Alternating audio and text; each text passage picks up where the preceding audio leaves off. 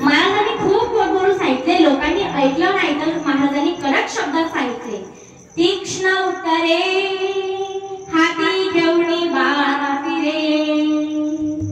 एकदा कौरव पांडवांचे युद्ध होणार होते.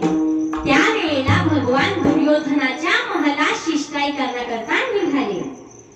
दुर्योधनाला समजले की पांडवांचा मदत रक्षण करणारा एक देवच आहे. त्याला कमी केले म्हणजे पांडवांना जिंकायला वेळ लागणार नाही. मग दुर्योधनाने 2 प्रयोग केले. लक्ष देऊ नये का? 2 प्रयोग केले.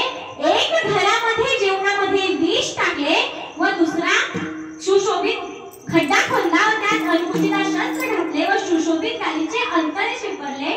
भगवान आले, पाहिले दुर्योधनाने, हात जोडले व म्हणाले, याया देवा याया, ही सर्व शोभा असणे तुमच्याकरिताच केली आहे. इदं आसनं अलंकृतं भवता, हे आसन तुमच्याकडून सुशोभित केले जावे. खास तुमच्याकरिता हे आसन केले आहे. आणि खोट्या गोष्टी देवाच्या पायाजवळ श्रद्धा होत नाही हे देव तर जाणतोच. तर देव म्हणाले, दुर्योधना बसलो असतो रे, पण याच्या खाली मोठा सर्प आहे. तर दुर्योधन म्हणाला, देवा हे राज्य आहे, इथे रात्रंदिवस पहर आहे, ती सर्प येईल तरी कसा. पण देव म्हणाले, पण ज्याला जगत निर्माण करता येते सर्प नाही का निर्माण करता येणार. मोठा सर्प निघाला असण्याखाली. भगवान तेथून निघाले. दुर्योधनाला भीती वाटली. दुर्योधन भगवानला आडवा झाला व म्हणाला, देवा माफ करा, चुकलो, पण जेवणाची व्यवस्था केली आहे, जेवण करूनच का. तर देव म्हणाले, दुर्योधना तू काय मला जेवणाचे आमंत्रण दिले नाही आणि कुणाच्या घरी जेवायला जायचे हे मला कळते, कारण रीतच आहे ना ती.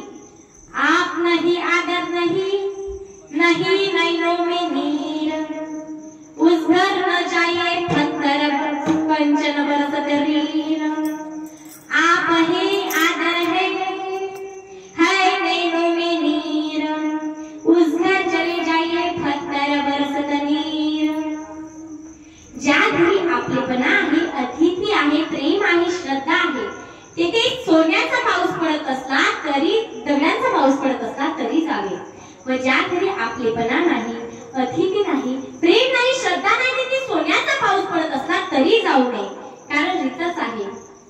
आस नहीं बेवफाई दूर से मिलना भला, आस नहीं बेवफाई दूर से मिलना भला, ऐसे बेकदरों के घर जाने से मर जाना भला.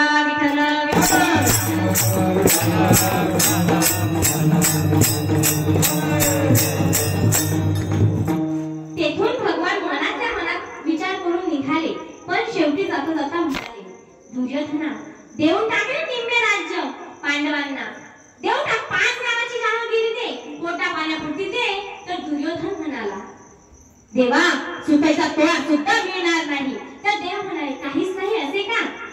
देव गोड बोलून सांगितलं देवाने दुर्योधनाला, दुर्योधना तुझी दाढी धरतो, पण ऐक, तुझ्या नावाने जन्मभर वाईट इतिहास लिहिला जाईल, रक्ताचे पूर वाहतील.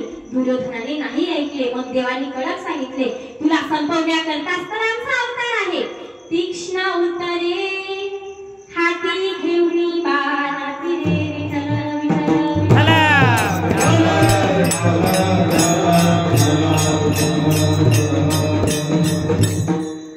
कल्याणाची हिताची सांगायचे ना, मग राग आला तरी चालेल, पण भीड फार वाईट. तुका म्हणे भीड खोटी, लाभ विचाराच्या खोटी. आम्हाला डोळ्यापुढे हित कल्याण दिसते समाजाचे, म्हणून